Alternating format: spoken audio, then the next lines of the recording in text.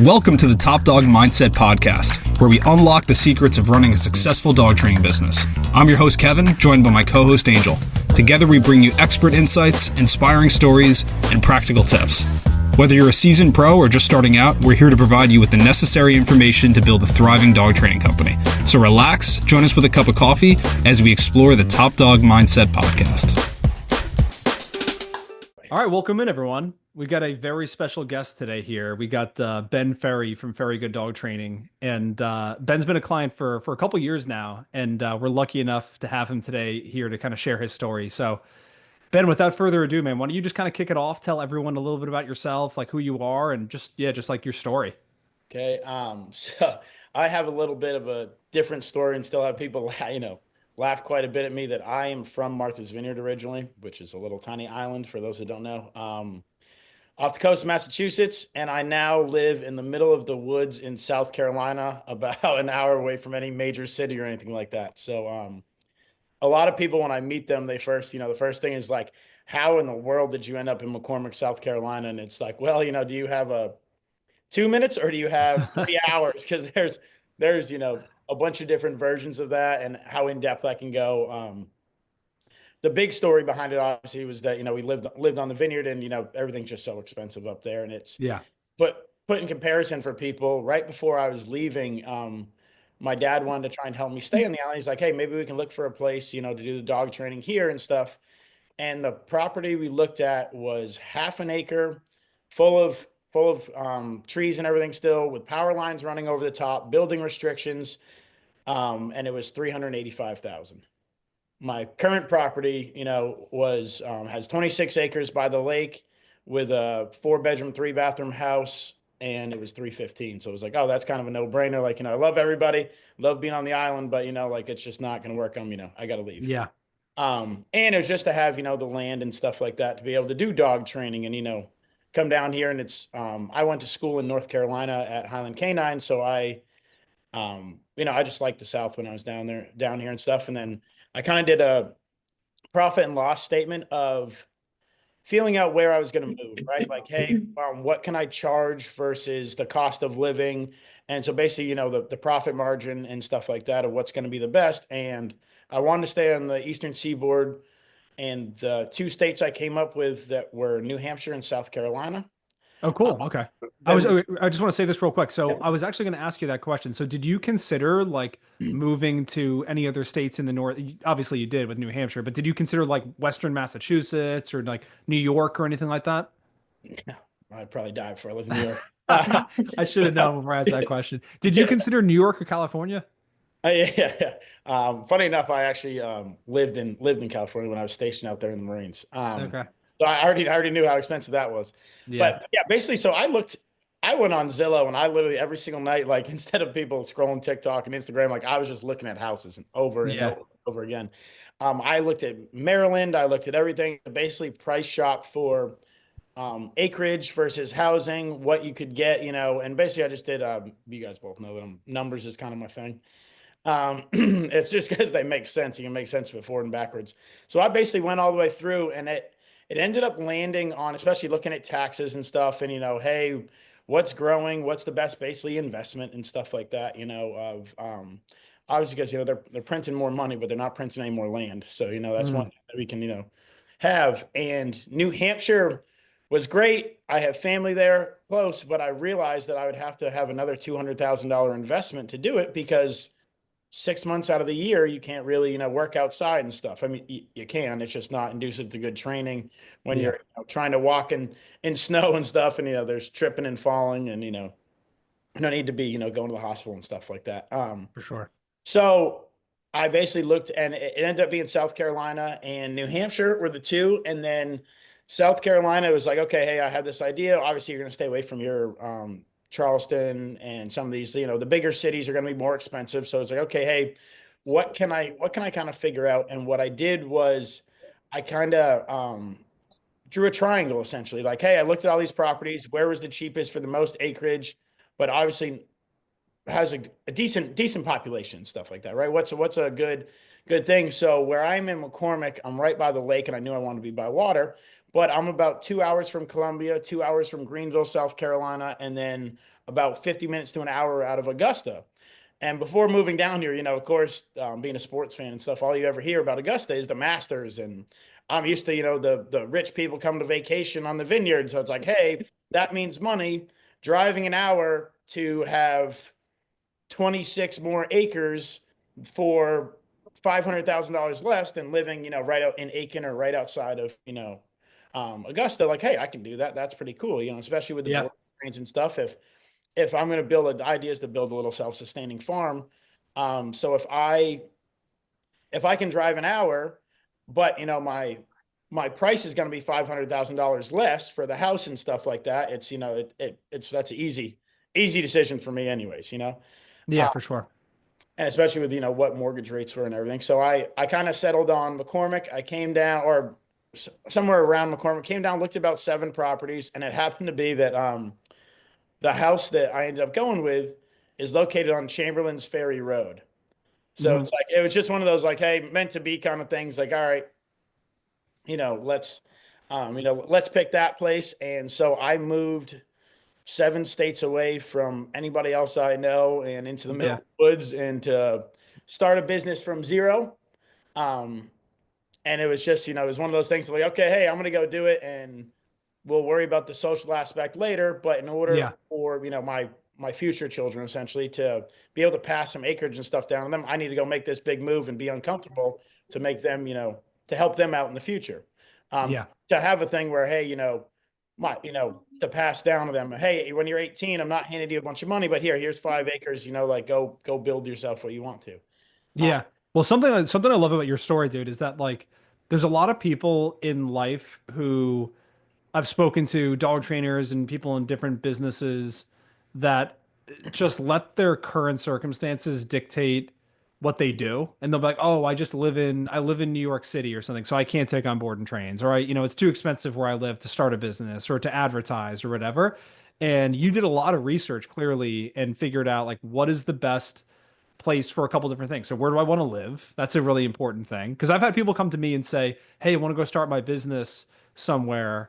But yeah, I'm going to move. Where do you think I should go for my business?" And I'm like, "Well, there's a lot of good places to start a business, but the question you need to ask yourself too is like, do I want to live there? You know?"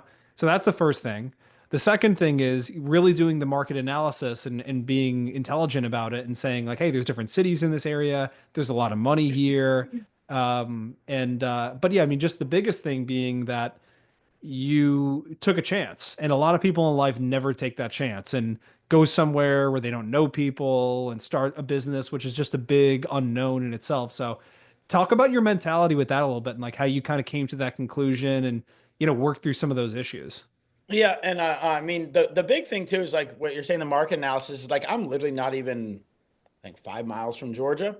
But Yeah. looking at Georgia, looking at, taxes, all that kind of stuff, again, political climate and everything that you have in there of like, hey, what it's going to cost of to do living or to start a business or file LLCs, your income tax rate and stuff. So that was all incorporated into what I was looking at, right? Yep. Um, so that was why I picked South Carolina. And it's again, I'm right here by the border and stuff. So the big thing was that, moving down here, I'll just say it quickly that I ended up going from a 2 income household to a 1 income household on the move down here. And it basically was one of those things that was probably for the best thing that ever happened to me because it was essentially like, hey, I had a $5,000 security blanket with a plan of 3 months to start the business. And, hey, this is what we're going to do. I have this amount of time to, I can kind of float for a month or two to start the business, start going to rescues, do all this other stuff till I can build it to where, hey, like word of mouth is everything. Because where I come from on an island, word of mouth is everything. There is no advertising. Like my dad, for example, is very, very successful sheetrocker, does multi-million-dollar homes, and he doesn't even have a sign on the side of his truck. Like he has a bunch It of shirts. doesn't have a Google business Yeah, profile. yeah, he Yeah. has a bunch of shirts and stuff, and they think they're still sitting in the closet in my old room. Yeah. It's Uh-huh. so it's one of those word of mouth was a big thing for me. So I'm like, all right, cool. Like I'll get down there in 2 months to like, hey, I'll go out and shake hands and kiss babies and figure stuff out. And it ended up being that okay, hey, like coming down, like I said, I went from a two income house to the one income, and it was like, hey, we're just going to pull the ripcord now. And it was just like that mentality switch of like, hey, going back to Marine Corps stuff of like, there is no choice. I would rather live in a cardboard box um, by myself down here and tell people that I was doing fine than come down here, not make it, lose the house, and have to, go back home with my tail tucked between my legs. For sure. No pun Yeah. intended about dog training. After 6 months and stuff, so it was basically just like, hey, we're gonna go, for lack of a better term, be a psychopath. Like we're gonna go, we're gonna go dig in and just like, hey, there is no sleep, there is no nothing. I basically, when I moved down here and had the house, all the furniture that's currently in this house is the same furniture that was here when I moved in. I had family give me, some plates and stuff like that. Nothing matches. Like interior decor is literally flags and everything. It's like which our friend Lori always loves when we're on the calls to tell me that flags aren't, interior decor. So to literally have a Bruins towel that's hanging up on my, And a t-shirt, yeah, a towel and a t-shirt and a flag. exactly, yeah. So it's not like, and then you look behind Kevin over there and you're like, oh yeah, that's somebody had a hand in helping with that. But Yeah, it's almost like I have a wife who did that for me. yeah. Yeah. But just so everybody knows, like this looks okay, but then as soon as you go over here, it's like an absolute disaster. So it's all just kind of like pay no attention to the man behind the curtain. Yeah, so the mindset basically was like, hey, I have to do whatever I have to do, and there's no other way. I ran through obviously that money really quick with having to, get myself down here, move in stuff. I took my first board and train. I think I was $300 a week for Yikes. per week for a dog. It gets worse. Per week for a dog that was a dachshund to do potty training. That those things are almost impossible to potty train anyways. And it was just to try and get some money. I was literally like offering and advertising on Facebook to there's actually another cool fact. There's a retirement community near me that really, really helped of when I came to look at this house, it was another selling factor that they're like, hey, they call them halfbacks. So basically people that move all the way down to Florida from the north, and they're like, hey, this is too south for me. And they come halfway back and land in, South Carolina, North Carolina, stuff like that. And 55 over community here on the lake with multiple golf courses, really nice place. I was like, okay, hey, maybe I'm so far from a city, but I have, people that have, hopeful disposable income and stuff like that, and are a little better off. I'm looking at these houses down here and they're only on the golf course stuff like $400,000, where back home for me, that's like a $7 million house, like, Yeah. so I'm thinking, disposable income, all that kind of stuff. Like, great. Hey, this is a place to land. What I started doing was I was advertising, even picking up poop, like in people's yards, doing dog walks, dog sitting, dog training. It was basically just anything to pay the bills. And I got to a point where I was kind of sitting there and I was like, okay, hey, I know I want to be a dog trainer, but I might have to go be a dog trainer on the weekends and go work at the gas station or something to make ends meet. And again, so I was doing market analysis that of like, hey, what money can I bring in to make my bills and all that stuff. And just, I went to every single rescue around and basically offered free services to try and get in with those.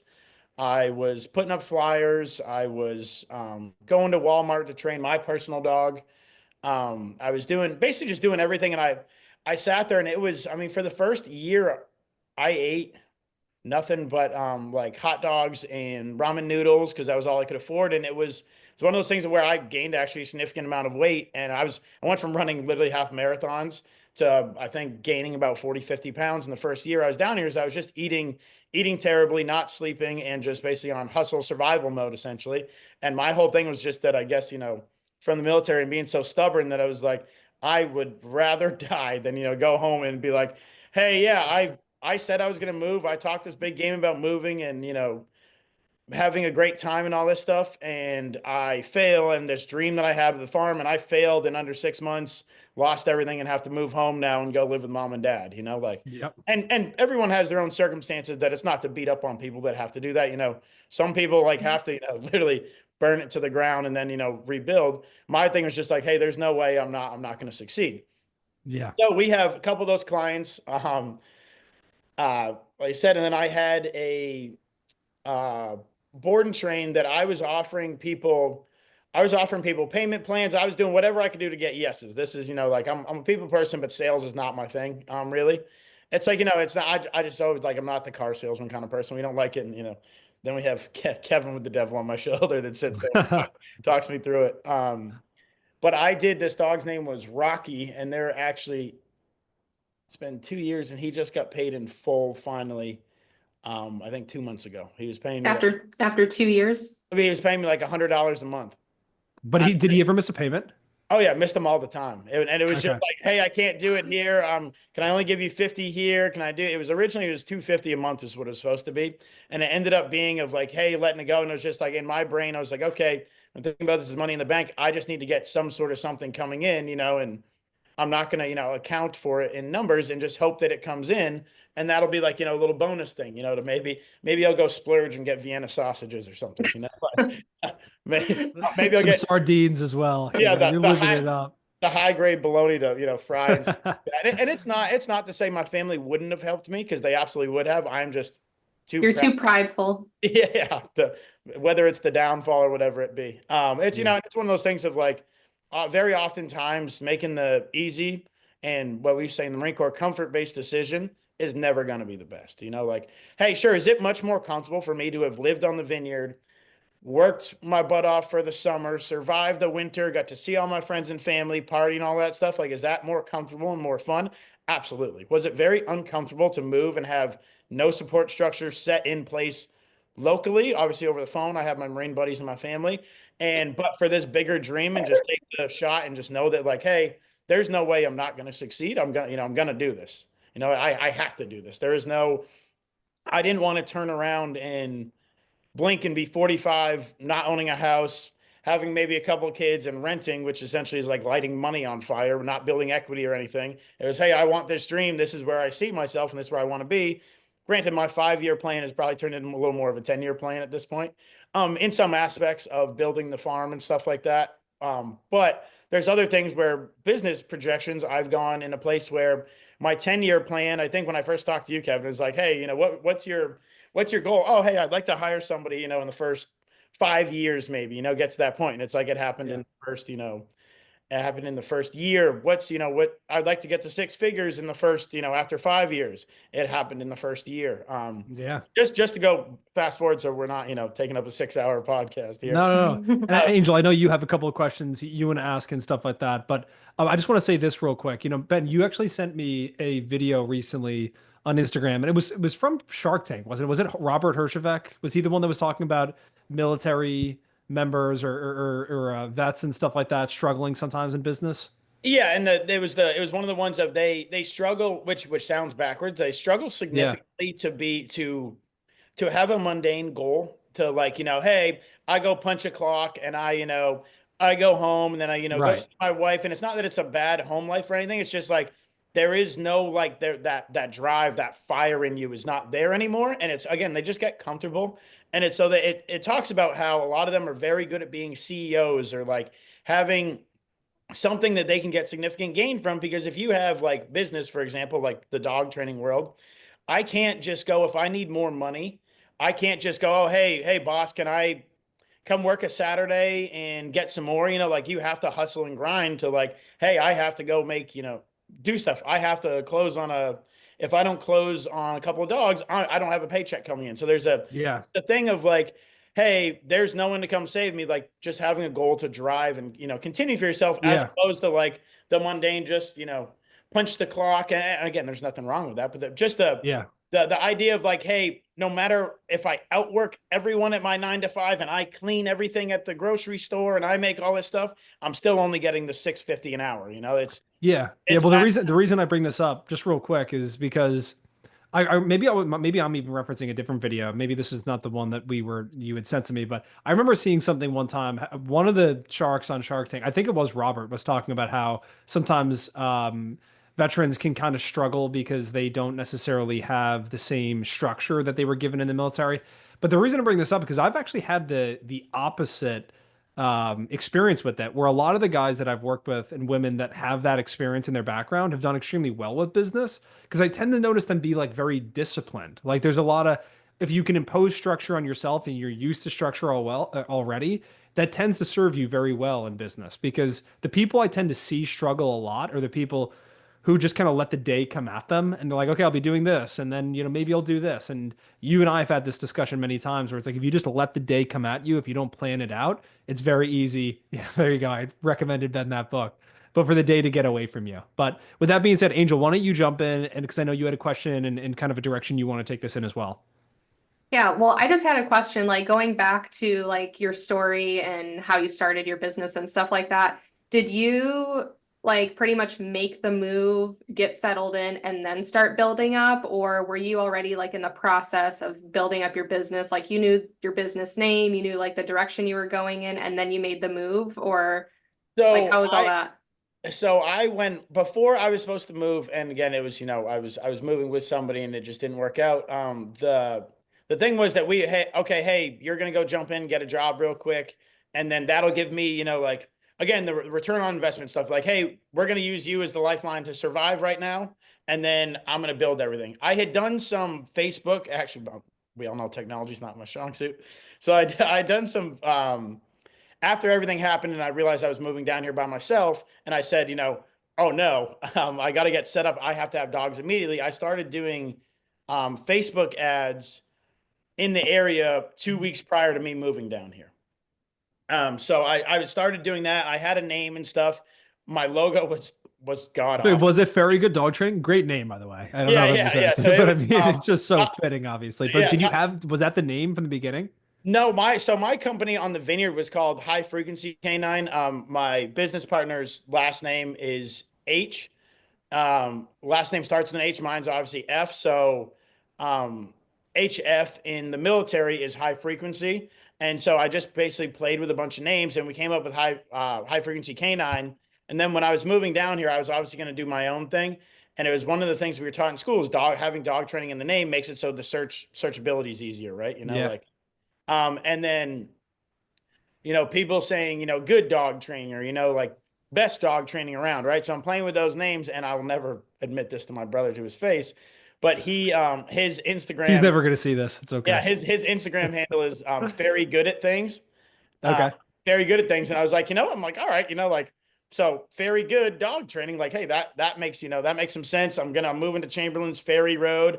And when I was down here, I noticed that everything was something ferry because we're by the lake. And that's how they used to get across, obviously, before the infrastructure was put in. So it was like, hey, that's probably a really highly searched Google searched word. It's a play on my name. It's a fun, conversation piece. It's pretty, like it's Yeah, it's a also great idea. it's a dad joke kind of thing, but it's like, all right, cool, hey, like that can be a thing. So I just kind of threw that together. So to answer Angel's question in the longest winded way possible, like I I had some stuff that I had put in, and I basically had to do it on the fly because my whole plan, it's like the old Tyson saying, everyone has a plan until you get punched in the face, and I got punched in the face pretty good right before I moved, and it went to be everything that I had planned basically had to shift. So I still had a concept. I still knew that I was moving. I was locked into getting here, and it's one of those things of like I'm actually very thankful that I purchased a house as opposed to renting, because renting, I could have very easily in that time been like, oh no, hey, like, all right, this isn't going to work. Like, hey, I'm going to lose, a couple months rent. I'm just going to, hey, I can't do this, and I would have gotten a little gun shy about not, having to do it all by myself. And so instead with the mortgage and buying the house, it was like, hey, no, you got to do it. There's no way out. Like, hey, there's no way but forward. And I think that's a big thing of the military, of what we were kind of talking about earlier, of like, hey, there's one thing where it's like, it takes that long shower when, water running over your head, like you see in the movies, to like, hey, lock in, let's go. There's no one coming to save you. You got to go do it. Yeah. And so that was a big thing of like, so my what happened was I started advertising on Facebook. Again, I didn't have much money, but I knew I had that little like 5K cushion that I had saved up that was meant to build the company over 2 months. And so I was like, okay, hey, we're getting, business cards, because I'm old school and I still do my taxes and everything by hand. So Lori would look at me and be like, what is wrong Yeah, with you? you send them in by carrier pigeon. Yeah, Lori has like, Lori, who I went to dog training school with, lives out in Arizona, and she has like a digital card. People scan it on their phone, like even the concept of that gone. So I'm like, hey, like this paper thing I can hand you here. Here's me. Shake your hand and here you go. So I had business cards made up. I did Facebook advertising, got down here, and was just like, I was doing free evals before I even knew what I was doing, just to try and be like, okay, cool. Hey, yeah, I'm going to come for free, and maybe that'll make them like me more, you know? Pricing wise was trying to figure out what exactly it was, you know, whatever's going to make somebody say yes, so I could get some cash in my pocket and stuff like that. So it was really just survival mode. And, you know, trying to just make it work, make bills all the way, you know, to make ends meet and everything like that, to basically, you know, get comfortable. And even to the point now, not necessarily saying I'm ahead, but I'm one of those people that like pays things forward. So like my car bill, all that stuff, you know, is I'm 2 months ahead on almost all my bills, besides like electric bills and stuff that come out. And it's like a lot of people have been like, oh, why don't you, you know, put money in the bank instead? It's like, 'cause now I know if something crazy happens, which we had the hurricane last year or something like that. COVID, obviously, like, hey, I have a 2 month, there's nothing that's gonna make me happy than having a 2 month buffer of like, hey, something crazy happens, I don't have to worry about losing my house or losing everything. I already have this set here. That's already, you know, a rainy day fund that's essentially already spent, but spent on bills and stuff like that, as opposed to Yeah. like, and I'm one of those people, if I, you know, we don't want to go in the gun store and see the shiny gun because we're going to go home with it, you know? So it's like, hey, if we can spend it on bills, it's not in my pocket. It's not my money anymore. It's already gone. Yeah. Yeah. Yeah. Well, that was go ahead, Angel. I'm sorry to cut you off there. I was just gonna get into like your pricing. So you said that you started off at 300 a week for board and trains. Yeah, for board and trains, and that was for potty training, of which we all know is my The bane of your existence. Yeah, yeah. And I assume you just like came up with that number on the fly because like you needed to get some income. I needed in. 600. I needed $600, and even like potty training in 2 weeks isn't gonna work. And I was very honest with people, and I was like, hey, you know, like, um, I can set up a foundation. I can try and get in a good habit and like help you out, because they're really struggling. And dachshunds are actually dogs that are really bad at potty training. So just like, hey, exactly that. I need $600 in 2 weeks to make my bills. So hey, $600 is it, and then, you know, hopefully I'll make something else. You know, there was no concept of like, you know, reinvesting in advertising. It was literally just like sink or swim, float. And then the first board and train, that dog Rocky that I got, ended up being that I was doing because originally it was, you know, 600, that $600 was just for potty training for 2 weeks. So then I was like, okay, hey, you know, I'm gonna try and be a little more expensive, which makes me laugh now. And I'm gonna do $600 a week for board and trains.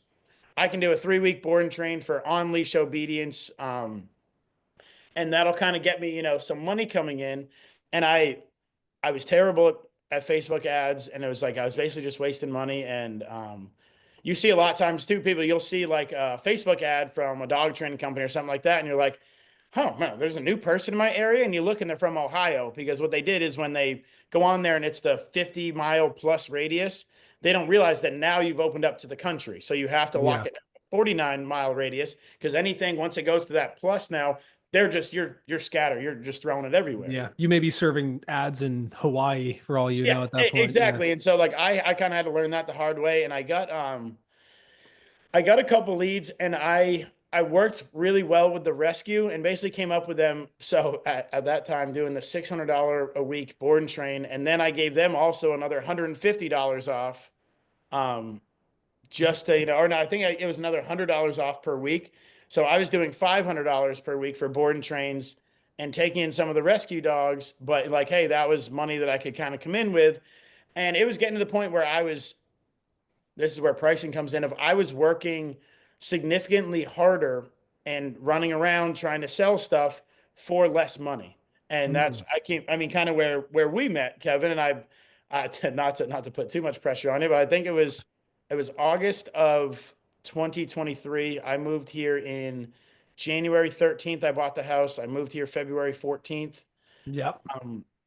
Of 2023. And it was basically, I was in survival mode. Even still, when I met you, I was still in survival mode, which we'll probably obviously get to. But I called you, and I had seen your stuff on Facebook a bunch of times, and like, this, you know, it's just a scam thing, you know, like it's just, you know, but you know, total like, scam artist. Well, no, it's not saying that of you. It's like, you know, just no, we're all. I just want to say this real quick. We are all wired that way. I was just talking to. I promise I won't totally derail this. I was just talking to a friend about this. How he's in a totally different world. He doesn't work with dogs or anything like that. He's in like fitness coaching, and he wanted to get into signing up more clients. And I recommended like, hey, dude, go get a coach or somebody who can like help you advertise. And he's like, isn't all that stuff a scam? I'm like, dude, you're a coach. You're trying to sell coaching online. If you think it's a scam, like why would anybody buy it from you? And so the whole point here is like I think there are legitimate scams out there. Like everyone knows in the dog training world of Mr. Matthew. Just want to point that out. Like that is Yeah. 100% a scam. But you I know, for have the two most dogs. part, My there's driver will bring them to you. Just tell me yeah, how much money it is. I don't care. yeah. My driver will bring them to you right now. I was just talking to somebody who actually got to talk to Mr. Matthew on the phone. So she was telling me all about that. But yeah, I mean, anyway, the point is like I don't want to, you know, put words in your mouth, but like there's a lot of really good stuff out there. And I think people are just wired to be online and see something and automatically think scam. But there's a lot of valuable stuff out there that can really help. Well, it's you know, it's the idea of like too good to be true, or you know, like a lot of Yeah. us like you see the get rich quick scheme and stuff like that. I'm not saying that that was what you promised, but it's you know like, It's a pyramid hey, scheme, actually. yeah, Get it hey, do you right. want to like, and especially someone for me who's not like technology is not my thing, you know. So like Yeah. how I you know it was hard enough for me to figure out. Like I was proud of myself that I put dog training in my name because it's more likely to be at whatever SEO search engine thing, you know. And Yeah. that was told me at school by Jason Ferguson. So it's like I was just parroting things anyways, you know. So Yep. wasn't really any of that stuff. And it's really like, but then looking at you know some of the stuff, and it's like, oh yeah, hey, you know, like this sounds great, but you know, like what's the catch essentially, right? Like what's the catch? And then what really sold me with you too was the we eventually got to the point where like I looked at it a couple times and like kind of touched it and I was like, you know, I'm not doing it. And then eventually it was like, hey, like let's just jump on a free call. You know, Yeah. there's something like the free evaluation. There's nothing. If you don't like what I'm giving you, don't talk to me. You know, like okay, Yeah. see you later. You know, you have the door, you have the escape option, so people don't feel like they're trapped. And I remember after our call, or during our call, I basically told you like, hey man, I kind of told you most of my story because I'm an oversharer, and I said like, hey, this is what's going on. And it was, you know, the price and stuff like that. You kind of told me what you'd kind of get. So obviously I'm running numbers, return on investment stuff, what I need to be able to make Yeah. a month to now add in these extra bills of advertising and your marketing fee and stuff like that. Um, what I get in return, where it can grow and stuff like that. And obviously I'm looking at it and I said to you, I said, hey, like, this is my mortgage money. You know, this is like the crazy gambler you see on the movies that's like puts it all on the horse and like, you know, sitting there, you know, and loses his family. Yeah. Yeah. Like, hey, this is my mortgage. This is my mortgage money. Like you are my horse. I'm betting on you to like trying to help make it work and betting on me to like, you know, if you get the dogs here, I can do the training. I just need help to like get over that line. And I'll bet on myself, you know, every single time. But Yep. obviously not knowing you, it was just having trust in you. And we basically built a relationship over an hour-long phone call and said, hey, yeah, like, all right, we seem like we get along pretty well. I don't, you know, I'm going to trust you and hopefully you're not going to, you know, screw me over or anything. And I'm going to have, Yeah. you know, I'm going to give you this money. And it was like, hey, this is going to be really, really, and this is, I think, is the most important part of other people that I've talked to and referred them to you and stuff like that. Um, where the important part was like, hey, yeah, coming up with you know, X amount of money to pay you and ads and stuff like that is going to be really, really, really, really difficult for these first couple months, these first year, the growing of the business and stuff. It's like, but there is no Kevin percentage where it's like, hey, Kevin makes 30% of, which is what a lot of Every program you sell. Yeah. yeah, which is where a lot of the places out there that, you know, off leash canine or where you're a contractor for someone and they worry about the leads, they get, you know, a certain amount of money per every like dog you train, right? So it's Yeah. like, hey, that's not, I don't have the ability to get ahead. So it's like, hey, when I, you know, when I'm looking at it, it's like, okay, cool. So it's going to be really hard for this first year, 2 years, make these bills work. I'm going to, again, have to keep eating hot dogs and ramen noodles. But the upside of the return on investment is so high because now if I'm making $30,000 a year, I still have to pay Kevin X amount. And, you know, we're just going to throw random numbers just to, you know, just to Yeah. make life easy. We'll call it, you know, 2,500, you know, a month just to make numbers easy and stuff like Yeah. that. So that's $30,000 a year. So if I'm making 40,000 a year, like for my other bills, hey, it's going to be really hard to, you know, to do. Maybe I have to take out a business loan for $20,000. And again, just, you know, just bet on myself and it's Yeah. just know that I'll do it.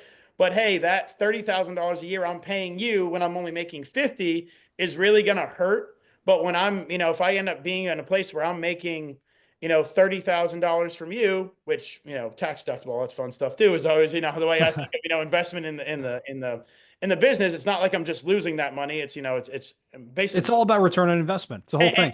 so now if I get to a place where I'm making 300,000 a year and I'm still only having to pay you 30,000, or whatever, it's like, okay, hey, now my margins are so much larger, but I had to suffer for a couple of years. And that's the tough part for a lot of people of, again, comfort-based decisions. I always go back to military stuff of like, hey, you have to make a decision that, like, it would have been much more comfortable for me to stay at home, do a 9 to 5, do what I had to do. It is very uncomfortable and very big risk to come down here and do what I wanted, but not having my dream is, significantly more risky, right? Of like, hey, being that person who's unhappy with my life at 50. Yeah. And so That's extremely true. I just want to say this real quick, Ben. I think you just touched on something that is extremely important, which I always think about this. Like people think about the risk in starting a business or the risk in advertising the business and spending money on something and like what if it doesn't work? But I especially with marketing, what I always think about is you're taking way more of a risk in your business by not marketing yourself than you are by marketing yourself. I don't like it's extremely rare that like you put money into advertising unless you're just doing something really stupid or something for lack of a doing better it by term. yourself with zero Yeah, knowledge of how to do but it. like if you do it's not rocket science. If you do a couple things well and you nurture leads well, like you'll make your money back bare minimum and you should make a return on your investment. And what I always think about is like if you choose not to do that and you just choose to cross your fingers and just hope that for whatever reason luck just falls in your favor and you start getting leads out of nowhere, like it just doesn't work that way. And you got to go out and find the business, drum it up and market yourself. And again, you're taking more of a risk not doing that than you are putting money in a calculated way into a system in your business that more than likely is going to return you a good, 3 to 10x on whatever you're putting in. Yeah, and I mean, the big thing too is that I think you've obviously seen this, and I know from being with you long enough that there's obviously some people that come and go, where it's Yeah. like, hey, you have people that like, you stuck by them and you help them with like, hey, I had a really bad month here. Like, can I pay you a week late? Can I do, and Yeah. again, not trying to put words in your mouth, just like, hey, like, No, hey, for sure. you've Yeah. been very We flexible bend with over like backwards. with Yeah. helping people because you believe in yourself too. Like, hey, I know this is going to come around. You talk to the trainers. Hey, I know this is going to, that they'll get there. They're not going to, Yeah. they're not going to not pay me. It's, but hey, giving them a week might help them out. And then you see a lot of those people that, you helped out and you do stuff. And this, again, another life thing of like, you help them a lot. And then once they get to a place where they're, making good return, they let that little, devil on their shoulder or their parent or their significant other be like, hey, look, you're making, $10,000 a month, but you're still paying Kevin 2,500, with these ads and stuff like that. Like you could be making 2,500 more. And then, to, Yeah. they just Yeah. say, hey, like, hey, I don't need you anymore. They stop working with you. And then all of a sudden it's like, oh, hey, now all these leads that were coming in and that $10,000 that is coming as a result of this, it's a return on the investment of $2,500 Yeah. comes out to make you a profit of 7,500 now is all disappeared because now you're back to no leads. So sure, you're not spending $2,500 on marketing and stuff, but now you're not making any more money. So Yeah. you're not investing anything, but now you have zero, returns. Yeah, exactly. And then Yeah, no, they have to come crawling back and be like, hey, Kevin, I'm sorry that I thought I was too big for my britches. Can I please sign back on with you? Please, yeah. help me. Well, that's what my dad always refers to as operating your business from the expense side of the business, right? Where all you focus on is like what it costs instead of focusing on what it returns, What I Yeah. always say to people, like, if you have the opportunity to pay $1 million a month, but it would make you $2 million a month, like, wouldn't you do that?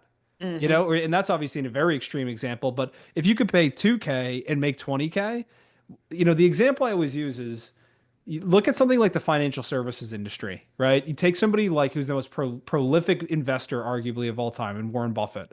It is effectively impossible that you would be able to hand Warren Buffett $1,000 and then in 30 days he'd hand you $2,000 back. Like Yeah. getting 100% return in the market, it's such a short period of time, unlikely, right? But in your business, you can literally go hand somebody $1,000, and if they do a good job with that money, you can get $10,000 in return in that same month in 30 days, which is insane to think about. But sometimes people are like, oh, I didn't really make this much money from it or something. Or I stopped doing Google ads. I stopped running my own Google ads because I put $500 in and it only made me $2,500. I'm like, you get a 5x return. If you're getting Yeah. a 5x return on anything, increase the ad spend. That's what you should be doing, not looking at it like I paid $500 and I only got this much. There's people in the e-commerce world that will, if they put in $10,000 a month and it makes them 12,000, they'll keep doing that over and over because they still are profiting 2 grand from it.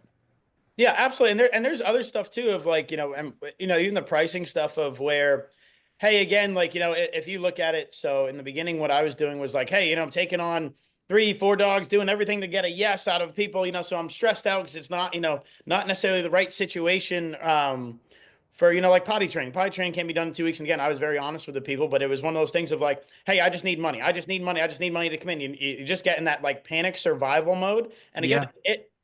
that's because that's comfortable with like, hey, comfortable of having money coming in, but like the comfort-based decision of staying on that low bar as opposed to like, no, this client doesn't fit for me. Okay, hey, I'm not gonna come all the way down to Hmm. essentially work for free to, just to get a sale in because dog in if you're coming down with your price and stuff like that to meet them where you are, dog in and a yes does not equate profitability. It's not like that's not where it's coming from. Now if you start, again, numbers person, where I look at it of like, hey, what do I need right now? So I mean, even again, I'm just going to do round numbers just to make life easy, right? So if I was to say with mortgage, with you, with all my other expenses, my car, everything like that, if I would need to make $8,000 a month to make my bills, make everything, right? So it's like, okay, cool. So if I need eight, and I've gone down back and done a budget and stuff like that. If I need to make $8,000 a month, just to survive on bills, that means I have to, if I'm doing, we'll call it again $500 a week for a dog just to make life easy. So that's $2,000. So I now have to get 4 dogs in here every single month just to break even. Just to kind of get there at $500. So now you're scrambling around, you're doing these low, and a lot of times the low balling people are the people that want the most, as Oh opposed to yeah. the person Oh that's yeah. like the person you pull up and they're like, hey, I want dog training, I want this. And they're very honest with you and you tell them the price and they're like, okay, cool, I digest it. The people that are beating you up over pricing and stuff like that, most times are going to be the people that like, even though you put in so much work and you took this risky dog that was very hard to do and you did this amazing, amazing turnaround and everything, they're going to be the first ones to come back and be like, hey, my dog isn't, coming to bring me my dinner and cook it for me anymore. It's Yeah, like yeah. they're I gonna just want. want to say this. There's a funny.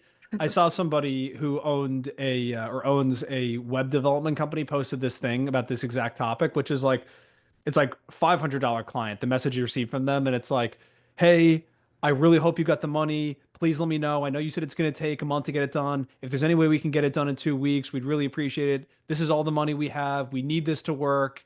And they're just totally up your ass about it. And then it's like $50,000 client. Hey, just sent the money. Let me know whenever it's done. It's like the people who have the money, like they don't care. They're so much more relaxed about the whole thing. To your point, it's always the people who are beating you down on price and all they care about is the money and they're like not bought into doing it with you or whatever, that they're like the most difficult clients that we expect the most from you. And so I think that's another reason why I was just having this conversation with somebody I was on a call with. That's why marketing is so powerful, is because when you're solely relying on word of mouth referrals and you're at the mercy of just crossing your fingers and hoping for somebody to come in, you need to take on clients like that sometimes that are such a pain in the ass to work with versus when you have an abundance of leads coming in, your phone's ringing. If somebody calls you like that, you're like, I don't care if I don't take on this client because I know the phone's going to ring again later today or tomorrow and I'm going to get an influx of leads. And so if it's not this person, it's going to be the next one. And so to caveat off that of what we've talked to and I've talked to with Angel and stuff was the big thing is again, hey, I live an hour from Augusta, Georgia.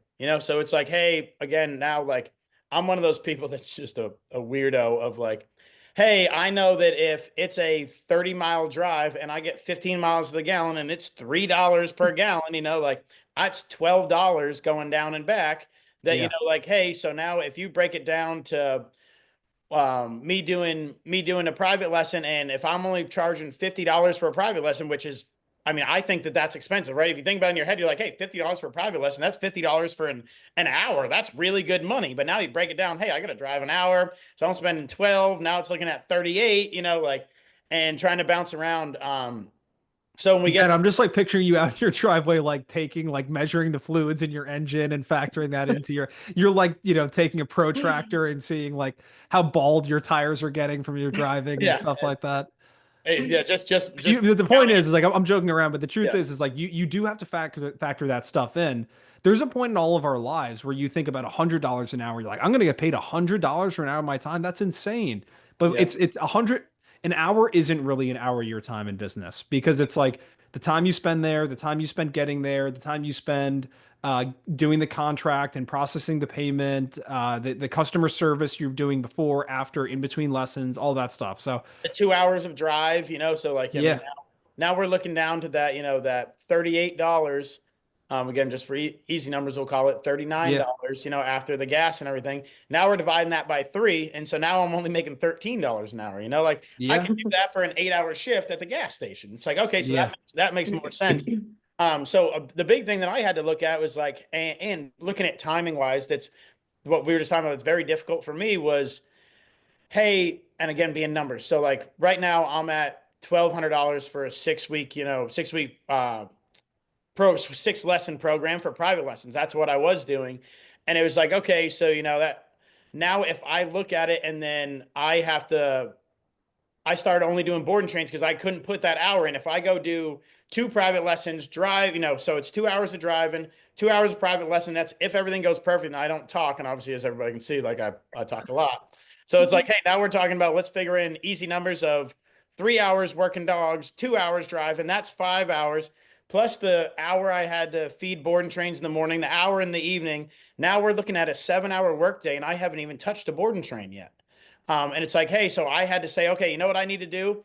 It's going to be very difficult. And a lot of people only want to do private lessons. I'm going to have to shut off private lessons and I'm going to have to, just do board and trains because that makes the most financial sense for me. I'm not beating up on my car. I'm not doing this, I'm not depreciating. Like, it's not just about that money spent in gas. It's the appreciation of my vehicle because we're going to come up eventually. I'm going to have to get fixes for it because I'm driving all these miles in the car. So, hey, I can drive to go do a free eval, but if I get 2 evals and I have a certain day that I do it on, okay, that's my eval day. The rest of the days are to work board and trains and, like kind of basically that's my day off. That's my Sunday is to go do evals. As crazy as it sounds, but hey, and when you're trying to build your own thing, you have to go 7 days a week. You have to go like not sleep. And it's one of those things of like, sure, is it much better to be comfortable and sleep 8 hours? Sure, I would love to like be able to sleep 8 hours, not wake up, like stretch for an hour in the morning, have my coffee, not do anything. Like that would be super cool. It's that, but right now the sacrifice of sleeping only 4 hours and having to be on the grind all the time is going to be worth it in 5, 6 years when I'm sitting and I have multiple trainers and I'm back home visiting the vineyard and I'm making money while I'm sitting on that bar stool that I was afraid of being on at 45 with no, yeah, nothing in the bank. Now it's going to be worth it. Now I'm making money. But I had to grind for a little bit where a lot of people say, and I think that's where the only live once thing kind of gets people hung up of like, hey, I don't know if that's exactly what they meant by that concept. Like, hey, you only live once, so chase your dreams. Not you only live once, like, so make it so that when you're 60, you're living off of, Social Security and stuff. Talk about Ponzi schemes, but Social yeah, Security and yeah, stuff like that. Of like, hey, yeah, I'm now I'm 60 and my kids have to take care of 70 and I'm retired and my kids have to take care of me because I beat my body up. But hey, I went to these concerts and stuff like that. It's like, and I'm not saying, hey, be the workaholic who blinks and turns out to be 70 years old and they have $10 million, but they didn't have any fun in their life. There's absolutely a work-life balance. But that work-life balance, is going to change a little more in the first couple of years is going to be like a lot of work. And then you can get to be the happier years a little bit later on, yeah, as opposed to yeah, like, hey, I just want this to where I want a 3-week vacation every single year. And it's like, hey, I haven't been home in 2 years. In June, yep, I'm going home for the first time. And like this weekend, I'm going out to Myrtle Beach to go play in a softball tournament with a bunch of military guys. And like, sure, I didn't think that was going to be possible. And I had planned of like, hey, I'm not going to be able to go anywhere for 3 years, but it's going to be worth the dream of sitting on my back porch one day with a coffee with my wife and looking at, like, hey, there's my kids running around. Hey, this is something I built, that's mine. I'm not lighting money on fire and paying someone else for their seventh house as I rent for $1,200 for a room in a house with 8 other people, like, hey, I yeah, built this. And that's a big thing with people of like giving up their free time and basically looking at things and like, again, if you're making $100,000 a year, but your bills are $120,000 a year, you're not, you're the bigger the number, you're not doing great and stuff like that. So you Yeah. just have to And that balance. can get away from you quickly. Yeah. Absolutely. Yeah. And I've seen that that, with people where I've literally seen this happen where people like find a way to live off of $2,500 a month. And then they're like, if I can make 5K a month, I'd be so sad. I'd never have to worry about anything. And they make 5 and they start making 8, they make 10. And all of a sudden their bills start becoming closer to what they earn. All of a sudden the bills are 5K. All of a sudden yeah. the bills are 10K. But I want to say this too. And then Angel, I want to get your feedback on something, or I know you have a question you want to ask too. But I saw a clip of a podcast. The guy who runs it, this guy Chris Williamson. I'm sure anyone who's like on YouTube has probably come across his podcast and stuff too. But he was talking about how there's this philosophy of it typically can come from people who have already accomplished a lot in life. Very successful entrepreneurs tend to say stuff like this, like, I just really wish I was more present and I did more stuff, or showed up to more stuff with my kids and stuff like that, and I didn't work so hard. And there's a lot of validity to that. Like, I'm not to your point, Ben, I'm not trying to encourage the whole like hustle culture of grind your face off, always work. Like, I try and be present for everything that my kids are doing. Like, I think that's extremely important. But the thing that's really ironic about it is it's almost like a privileged thing to be able to say, as much as I don't really love that word. But to be able to say, like, you've built all this stuff already. You already amassed this great amount of wealth and status and success in your life. And now you get to reflect back on it and say, like, I wish that, I didn't do all that. But, you can't give that same advice to the person who's in the middle of it, because the truth is like, would you feel that way? Would you feel I didn't work so hard had you not had the outcome that you currently have? Like, you get to say that because you have the current outcome. But had you not built this opportunity for yourself, would you necessarily feel the same way? Or would you still be in that state of like, I need to work hard to get myself to that position I want to be in? And it goes back to the old other like saying stuff of like the storms of where like if like you're saying if someone's in the middle of that hard part, like and they're like, Yeah. oh yeah, hey, you should start spending more time. That's the old thing of like the I think it's the cow versus the bison of like, hey, when a storm comes through, one lays down and just basically gets beat up for hours and hours. The other one runs at it and goes through, and they're done in half an hour, and then they're on the other side. So they've instead of sitting there and being stuck and weathering that storm the whole time, like, hey, this is going to suck. This is not going to be fun, but I'm going to go take this monster head on. I'm going to get up every morning and go grind through it, and I'll be through it a lot faster. And like you said, it is nice to be able to look back and like, oh, I wish I did this and stuff like that. But you're like, hey, you can say that because you're on the other side of it now. That Exactly. guy, like, if he curls up in a ball, he's now going to be in that for another 5 years, not have anything, and not, like not be able to reflect stuff. And that's just very important for people to understand of like, sometimes it's literally just, and that's the another military thing they teach is like the first thing you do in the morning, it sounds stupid, is make your bed. And it's like, why is that important? What is the important part about making your bed? It's not about making your bed. It's not about a presentation of not looking sloppy. It's like, hey, I've already started the day off with putting my feet on the ground and getting a win, checking something in a box and saying, hey, I already accomplished something today. So now we're starting the day off with a win and going forward, as opposed to, like, hey, I just get up and, I have no idea what I'm doing. I'm just, kind of having my coffee. I have no structure, no plan for the day. I'm winging it. I blinked and it's 7 o'clock and I got stuck staring at Instagram for 5 hours, Yeah, for sure. One of my favorite ideas too is I heard this quote one time that is be the hero of your own story. So it's very easy to read books, listen to audiobooks, watch inspiring podcasts or video TED Talks or awesome movies and stuff. Our thread together of just like inspirational reels. Yeah, absolutely. Yeah. But like the Crusader, like AI Crusader on the battlefield. Yeah. But yeah, it's easy to put all these people on a pedestal and be like, wow, look at all the stuff they did. Like, it's easy to listen to David Goggins' book and be like, man, that's so crazy, his story. But Angel and I have discussed this many times. Like, everybody has their own version of difficult and hard, and everybody has their own obstacles that they need to overcome. And it is literally your opportunity to overcome that stuff and be the hero in your own story and rise to the occasion of who this situation needs to fix this problem. But so many people get diminished by it, and you're like, oh, it's too hard, or I got screwed and I got victimized and stuff like that. But with that being said, Angel, I want to kick it back over to you because I know we're kind of going in a bunch of different directions here, and I want to see if you had any other questions or just feedback you wanted to add in here. Me and Kevin will be on a 3-hour podcast just talking back and forth.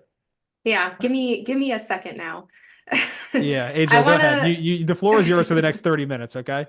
I want to take a little bit of a different direction, kind of going back a little bit though, talking about like self-marketing, because you talked earlier about like as soon as you got to where you are now in South Carolina, you were in touch with a bunch of different rescues. Like before you even started running Google ads, you were just like talking with everyone and trying to get your name out there.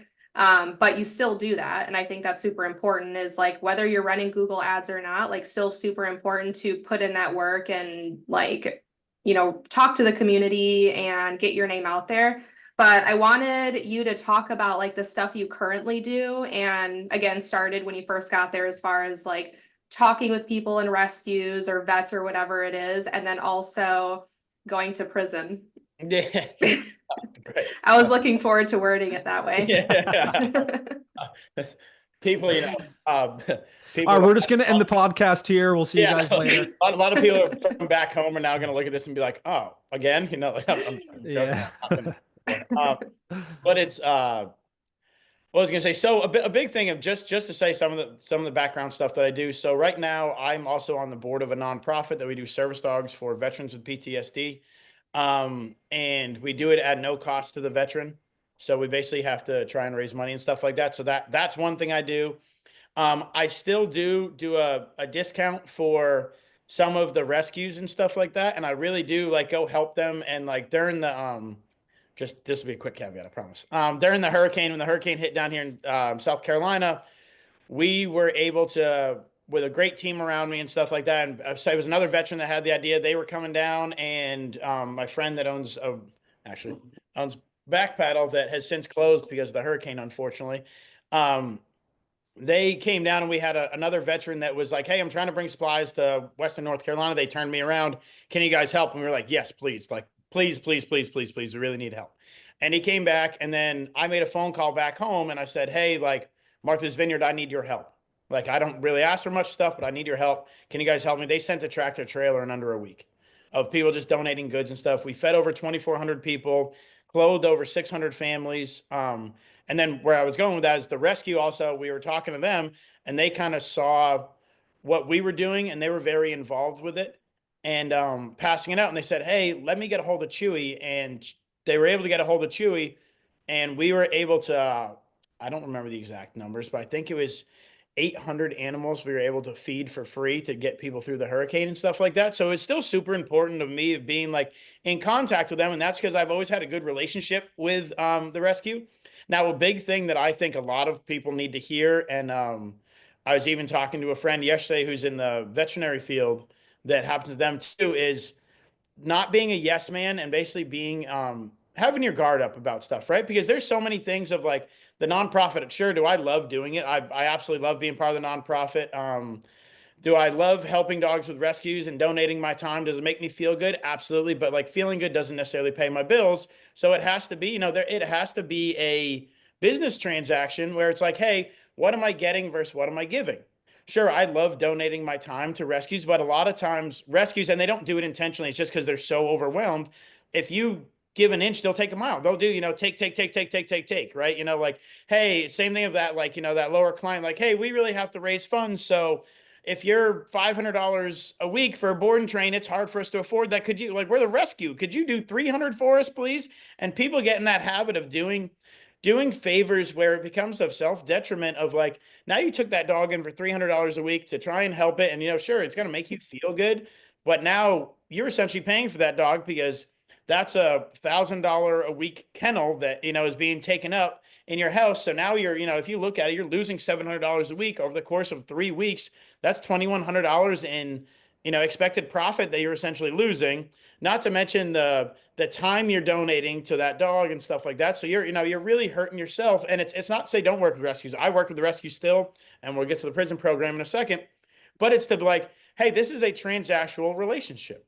It's great. And I love the way it makes me feel. And seeing my friend actually, might even be him texting me, adopted a dog yesterday from the Humane Society, and it's like, it's going great. So sure. And I donated my time to go over there and do the meetup with him. And did it feel awesome? It did. Did it help get my name out when I first got here and like got in the door? Absolutely. Do I do a little less with the rescue than I used to? Yes, because of I'm busy. I donate my time, but I've very much made it that like, hey, my for-profit business comes first. I cannot, like, it's the same thing of like which I shouldn't have to do, the airplane thing, right? Where the mask come down, like put the mask on your face first before helping others, like, Yeah. hey, it was a great start for me and they helped. And again, it got me through to survive. But now it's like, hey, I have to take care of me. And because if I don't take care of me, I'm not going to be there to help these rescue dogs. So it's a big thing that I see a lot of people fall into where they end up doing too much free work, which again makes us feel good, but feeling good doesn't necessarily pay the bills, right? It's not, um, so there's just a line where you have to look at, again, my return on investment. My return on investment with helping them a whole bunch, but they helped me float in the beginning, was great. With, hey, where it comes to where, hey, I'm busy and now, I'm working too much for them for free, not the best return on investment. But still keeping that thing where I still work with them. We have a great relationship and I help them when I can. But we set boundaries, which is very, very important. Now to the prison program, as Angel wants to put it. So what we do is, this is another volunteer time that I have. And what it is that I live near the McCormick State Penitentiary. That when I first agreed to do it, I thought that it was, on the vineyard, there's the people can only be there for 2 years, and then you get sent to Walpole or something like that, right? So I'm thinking, oh, cool, hey, everyone makes a mistake. I'll go in and I'll help train these inmates to be dog handlers. And then, when my 5-year plan works out that I talked to Kevin about, I'll have these guys coming out to be primed, dog trainers and everything. I found out rather quickly that 5 of the 7 guys that we work with are never getting out of prison. And McCormick State Penitentiary is the highest rated prison in all of South Carolina. Alex Murdaugh is actually in there. Oh, yeah. Wow. So it's like, But you've never seen him, have you? No. And it's they keep him very separated. But it's Yeah. one of those things when I thought of going in the prison, I'm like, oh, I've seen all these movies and Mayor of Kingstown, I think that's what it's called, with Jeremy Renner and stuff. Like, oh, I've seen that where like, hey, when they go in and the ladies teaching the class, there's 6 guards in there and there's all, like it's super safe and everything. Fast forward to, walking in there with this woman, Jeannie, who this is her baby. She created it. Walking into the training, there's not a guard for 100 yards within me. There's the coordinator lady is terrified of dogs and she's sitting, 50 feet behind me. It's literally me and these 7 guys, that are in, prison for the rest of their lives, standing in front of me. And I'm hoping that just out of the kindness of their hearts, that they're not going to, do anything. It's like, hey, you can talk yourself up of, hey, you're a Marine, you can fight, right? It's like not against 7 people, like, hey, you can take one on, but it's like, not that you're, I'm not getting, if those guys decided, which is a weird realization, if they decided that they wanted to kill me, I would not get out of that prison alive.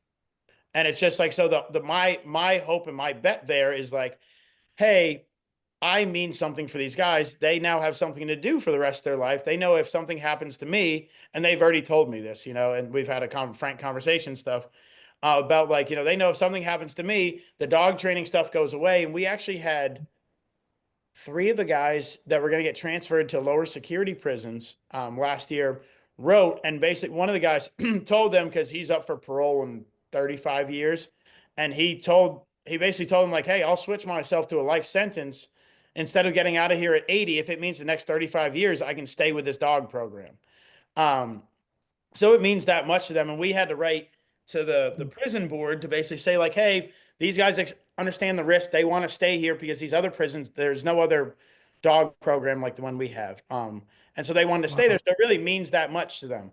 And So is it the same like group of people in the prison that are like, basically you have employees in the prison who train dogs over and over, or does like everyone kind of get a turn? Yeah, so that it's the same 7 guys. So Okay. it's changed. There's a couple guys. One guy had passed before I got there. COVID really, this was started in 2019 before I even got here, and COVID slammed the door shut on it. So it's been basically hasn't gone anywhere in a long time, and then it just now since I've been here, it's basically taken off, and we're having very good turnover. So what the program is that it's through the Humane Society, and I run the training portion of it. It's all purely positive because obviously they can't have prong collars, e-collars in the prison. They barely let them have the leashes as it is. Um, so we take 7. We're now at 7, and 7's our last number where we're like, hey, we're not going higher. This is enough, because if something happens to a dog, we have to be there right there. Like they nip somebody or something, we have to be there to pull the dog. Um, so we have 7 dogs right now that are rescue dogs from the Humane Society that live in the prison with the inmates. They live in the cells with them and all that kind of stuff. So they're there with them for 24/7. So the great thing is that it's rewarding for the inmates, and it's, a really cool thing for me to see, like, hey, this is great. We really work on stuff, but as being a dog trainer, Angel, it's like some of the harder things to work on are fearfulness. A lot of things that happen at a rescue, right? Like we don't know a lot of the backstory. So you have these dogs that are so terrified, and fear, aggression, and stuff is probably one of the most rewarding things to see. Or fearfulness and, under socialization turning into confidence is probably one of the coolest things to see as we turn it over, but it takes the most amount of time. And there's, like in a 4-week board and train, sure, we can make all this progress, but it's like there's a lot of stuff where it's not necessarily where I can sit there and dedicate all this time. These guys have 24/7. They can sit there, and if it takes 2 hours for the dog to come take its first treat to warm up, they can do it. So it really is a beneficial program for the dogs too. And so what the program aims at is we take certain criteria rescue dogs and we give them to these inmates. And right now it's on a 6-month program to get them to where it makes them much more adoptable. And so it's great for the guys, it's great for the dogs, and it's something that I do for free through the Humane Society. And it was basically that was one of the things where I cut down and said, like, hey, I can't be coming up here and doing every single intake and all this kind of stuff. I have the for-profit, but I really like the prison program. So what happens is I go once a month to the prison and I basically go do a check-in. And then we have another guy that's at the Humane Society that goes and does the check-in for all medical and all that stuff that's related to them. So we have these dogs, and right now we're on a turnover of, again, like if you think of a 4-week board and train, which is where we're trying to get the standard of these dogs too, through purely positive stuff, we're looking at, for me, is a $3,200 ticket item. So now these people that are getting these rescue dogs, they are getting, essentially a $3,200 dog for free, or, for a minimal fee from the rescue of the adoption fee, as opposed to these people getting these dogs. We've put them in a bad situation. They're fearful. The owners don't know how to work with them, and it nips a child or something like that. Now that dog's losing its life and getting put down over just like it's not anything that it did. It was just saying, hey, I'm scared, leave me alone. And we didn't put the time in to work with it. And on the other side, some people don't have the time to pay me to do that, because that's why they're going to get a rescue dog. They're not going to get a $5,000 mutt, doodle, from some designer breed or something like that, For sure. So it's just something that it helps everybody. So it's really a great program. And that's that. So that's that. So essentially I am on the board of a nonprofit. I run the prison program, and all that kind of stuff. And that's really my, my big things that I try and help with a lot. And then obviously I do a lot of stuff with the rescue of trying to, if they have certain cases of, I try and do a lot, with them, if they need help and stuff like that, for anything. But it's, again, you have to just, your time is very valuable. And it's the return on investment of stuff of like, hey, sure, I'm going to give an hour of my time to go in the prison, risking things, but that is the thing. Hey, this really makes me feel good.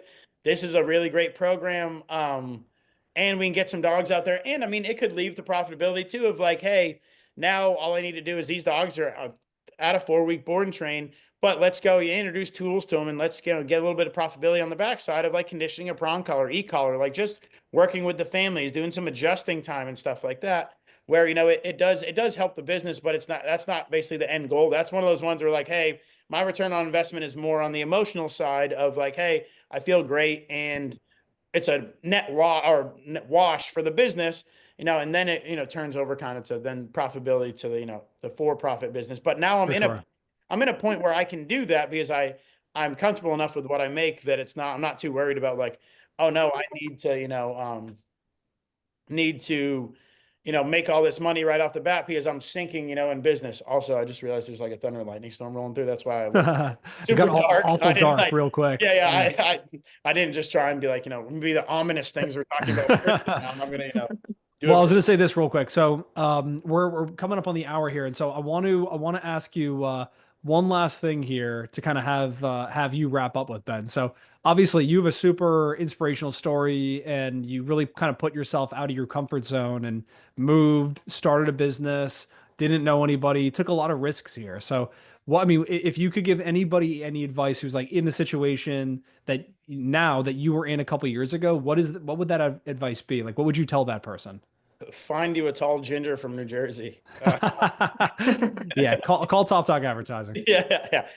No, but I mean, even like it is a funny thing, but like even it just again to throw some quick numbers out there of like, um, so when I was here by myself and doing advertising, sinking all that money and stuff, and like before that August, so that essentially 7 months of stuff.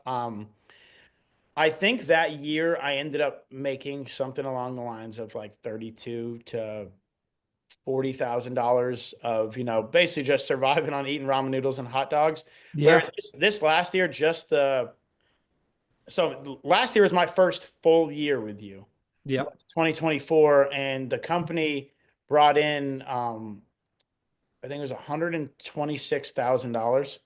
That's awesome, man. Yeah, Yeah. so it's And that again, was also with a hurricane mixed in and just yeah, different stuff exactly. that Yeah, happened. Yeah. that's with a month shutdown of a hurricane, some unfortunate employee stuff that happened here and Yeah. there. And that's just money that came in of like that's documented on taxes, right? That's not including the $22,400 that is owed to me for services that have already been rendered.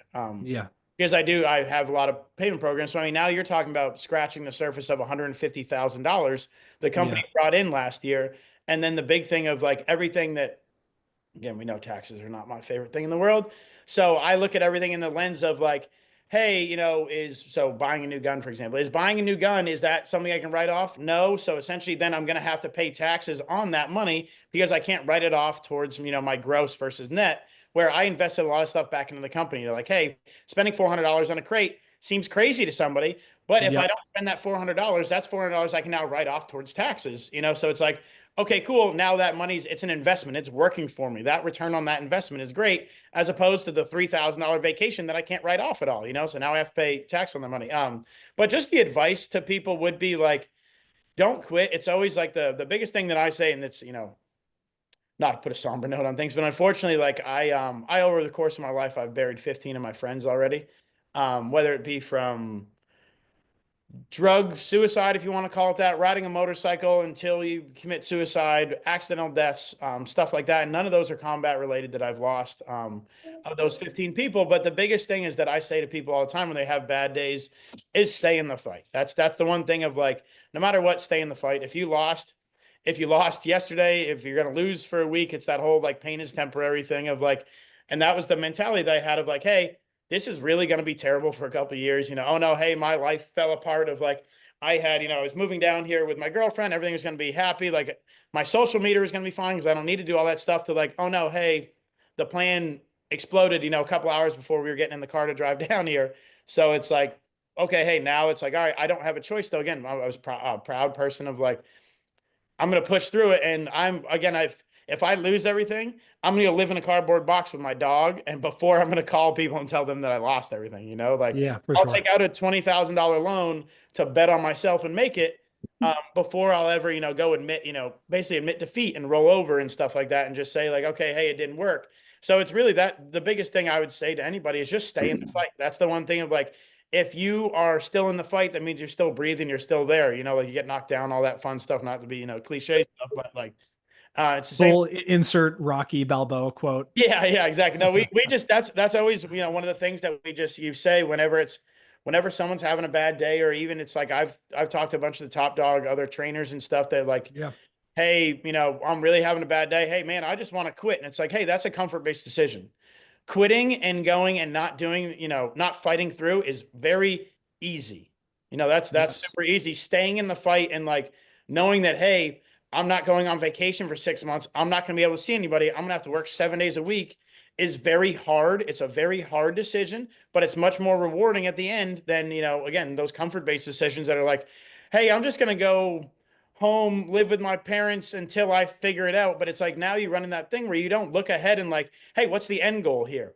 Oh, well, I eventually want to own my own business. Like, okay, but that's not like a realized goal. We haven't written it down. It's the same thing with dog training of successive approximation is what we call it. So if I have a task I want to teach, I write the end goal task of, hey, this dog is going to turn on a light switch. My successive approximation of working back all the way down to the beginning of clicker training is going to be the first thing I do. And again, I'm just skipping over steps. So it's, no. So, hey, we're going to do clicker training and charge a clicker. And then I'm going to teach a touch. And then I'm going to, put it on the wall. And then I'm going to get to here, and it's that, then we're going to put it up and it's going to get a little higher to putting the feet on a wall and then getting their nose near the light switch. And then we're going to get to turning it on. And then we're going to get to do it from a distance. And then, so it's like, it's all these successive approximations you work through. And it's the same idea if you take that concept and break it down in business of like, hey, what do I want, or in life even, what do I want?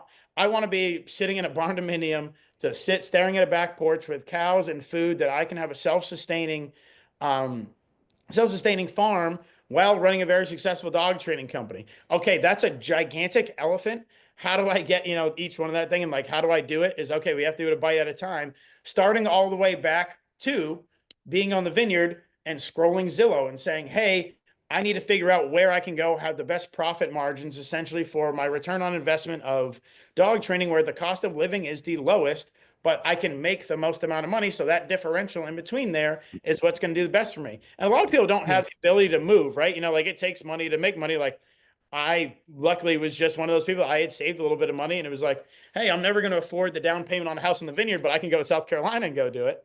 But everything is a choice, because exactly. And it's a choice that the fight, flight, or freeze is a choice. And that's like something, luckily for me, being through the military and just my persona anyways, growing up, of like, the fight is there. There is no other way to do it other than fight through. Like it's like, you start to have, and it's not saying like, hey, you don't have a cry in the shower moment here or there. Like, man, this is hard. I want to roll over, hey, I own my own business. Like no one's going to be able to tell on me if I roll back over at 7 o'clock in the morning and leave the dogs in there till 8 o'clock in the morning and have another hour. But, I'm going to know. And it's self-accountability of like, hey, like you want to get to this place. And it's that, like being a stickler to yourself and being like, hey, I want to get to this place. You're like, hey, I want to be able to go play softball. I want to be able to go to the bar later, but like, I want to go do karaoke with friends or trivia with friends, but like, hey, that's gonna be another $50 I didn't, think of. So, hey, I have to work this extra hour right now. I have to get my butt out of bed to be able to go have this fun time, and it's like, it's very important to have things that are your outlet, as opposed to just calling Kevin and having him be your therapist. But it's, one of those things of like, there's, in order to be able to have some of the fun times, you have to make money. How do I make money? Hey, I got to grind for a little while. And it's like, I'm going to, be the happiest person in the world where, when I can get to my goal. And it's one of the big things that you've said multiple times that's really stuck with me has been like and I, how I always want more. I'm always hungry. It's like my buddy, one of my buddies, Matty, back home is,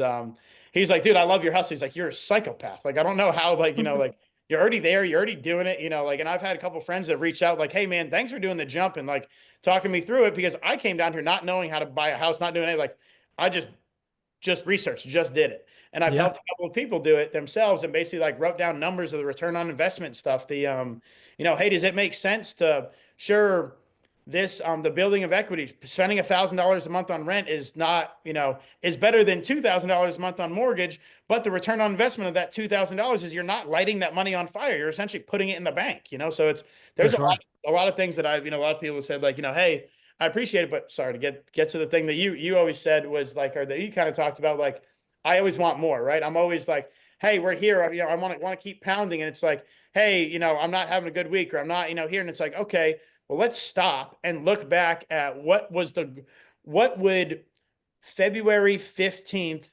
2023 Ben have had as a goal? Hey, like, I want to have one dog in my house to have job security. I want to survive this month on rent. And, now, hey, Ben of 2024, essentially, if you include all the stuff, brought in $150,000. And it's like, not in my wildest dreams would I have thought that was getting, it has an employee now, not where I've thought, that was going to happen. So like, don't get too caught in that, far-sighted thing of like not looking back and being like, wow, hey, I'm proud of myself, like don't get in the, Yeah. the struggle of like, hey, I gotta tread water to float, where you burn yourself out and you end up sinking. There's definitely a natural balance of like, okay, hey, let's do some reflection. Let's look back on it like, hey, these are the 5-year goals that we just crushed in a year and a half.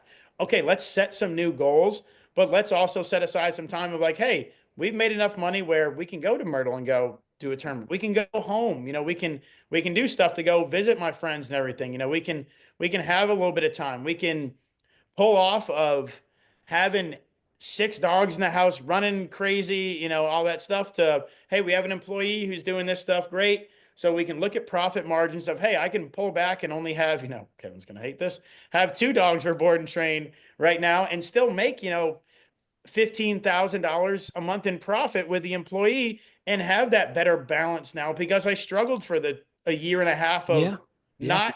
not eating any good food, getting, like gaining a whole bunch of weight, which is now, come down to, Peloton riding and trying to eat. I see you going psycho mode on the Peloton. Yeah, exactly. Like, well, there's just I don't have an in between, unfortunately. There's no Yeah, like, yeah, for hey, sure. I'm gonna go for an easy ride. It's like playing softball. Oh, yeah, hey, I'm not, not made of my original parts and I have metal in my body. Like, okay, hey, we're not sliding or doing anything like that. Then you go, oh, we're down by 10 and like Ben's head first sliding into third because, Yeah, it's pretty much the World Series Game 7 at that yeah, point. yeah. It's like, the competitive nature, takes Yeah. over. Like in between innings, Ben in my head saying like, hey, don't do this, dummy. Like, and then as soon as we're in the moment, it's like, okay, now we're going hard. Like, oh, I'm going to have a nice, Yeah. easy Peloton ride. I don't need to do this. Like, okay, now we're going to stand up on the bike for 35 minutes and beat every other person's score, like For sure, yeah, man. we're going to fall off the bike, being so, but yeah, my big thing would just be it's just stay in the fight. That's what Yeah. you have to do. And it's like the hard days, hey, like life happens. I've had more stuff than I, care to talk about with a lot of people that, happened to me. And it's like, okay, hey, yeah, that sucks. Or like you tell people, and it's like, it's the hard part about meeting new people, right? Like telling them all the old things. And then they're like, oh, geez, you're like, I promise I'm not crazy, like I promise that everything's sure. fine. But having that thing of like, oh yeah, that happened. It is what it is. And it's, a lot of times I prefer things to boot camp. Like, and I say this to sell dog training stuff all the time too, of like that 4 months of boot camp when I was in it felt like forever, or, it felt like it was the worst thing ever. I was on Paris Island. I was never going to get out of there. And it was just doing what you can do to survive. Now looking back on it, like I remember, like one of the brigadier generals saluting my grandfather, who was also a Marine, when we were there. And that's like one of the only things. Like there's the funny romantic side of it that, that you romanticize of boot camp that we talk about with my buddies still. You don't think about the day when I was like trying to push through that last push up or that last hike. You don't think really of the hard times, but in that moment, it felt like a year, Yeah, for sure, man. Like, hey, looking back on it, it's like, wow, last year really was, or 2023 was brutal, like it was awful. But now looking back on it, like, oh, okay, hey, that doesn't seem like it was that long, in the midst of the hurricane when we had no power and stuff for 10 days, like it was, everything to survive, cooking over, like literal campfires of sticks and eating the meat like as it was going rotten and stuff like that. Because not everybody was prepared. That seemed brutal. And now it's looking back on it, like you think about the going over and cutting people out and having them cry and give you that hug, or handing them the food, and having the woman that we were actually able to donate $500 to a woman that she'd worked at the school her whole life, didn't really have much, and when we were giving the clothes to her to pass out to the children, she literally started bawling her eyes out and was like, I don't think you realize that not only is this gonna someone's hand-me-down dress shoes from the vineyard is not only going to help these people be clothed right now after the hurricane, it's going to get them to a job interview and possibly hired, or to a college that, they may not have had the chance because they just don't have the money to, to do this. And these hand-me-down things that someone discarded as like, I don't need anymore, from someone in a much better position, are now going to be possibly the gateway to get someone out of the impoverished life that they grew up in, like, and it's For just sure, those man. looking back on it, you're like, oh, hey, that's the cool thing I remember now. And, so Yeah, like, yeah, absolutely. don't get stuck in the moment of being miserable. It sucks. It's hard. It's not fun. Like waking up every morning, getting out, but again, making that bed, or, like, hey, I made a cup of coffee by 7 o'clock in the morning. That's a win. I just checked off, my list and stuff. Exactly. So just Yep. stay in the fight and you'll get through it eventually is my, my long win. 100%, man. Yeah, that's really well said, man.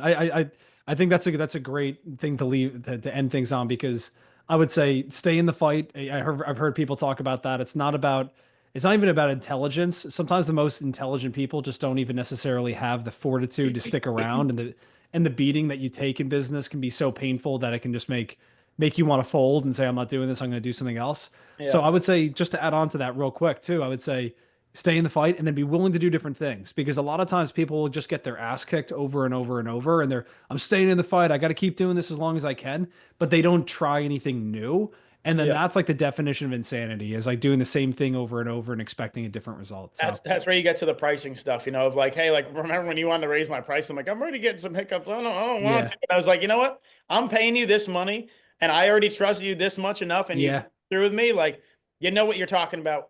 Here, you know what? You write my program for me, and if it after 2 months isn't working, then okay, like, I'm gonna, then I'm gonna have to rein in, and I'm gonna have the final say and take control. But hey, I'm already trusting you. I'm already paying you the money. Can already see the results. I will take your advice, and that's literally what I pay you for. And now we have different stuff, and we have, much higher profitability, like. Yeah, exactly, man. Well, Ben, I just want to say thanks for being here, man. This was awesome. And I know people are going to get a lot of value out of this. So I appreciate you sharing your story and kind of walking everybody through your experience and stuff like that. So we're going to wrap it up here for the day, but we'll have to do this again very soon. So I hope that you guys who are listening to this really enjoyed the video. If you guys like it, make sure to share it. Tell a friend about our group, the Dog Trainer Community. This is on YouTube as well and Spotify. So pass it along to a friend, give us a thumbs up, and we will see you guys very soon in the next one. See you guys. Bye, guys.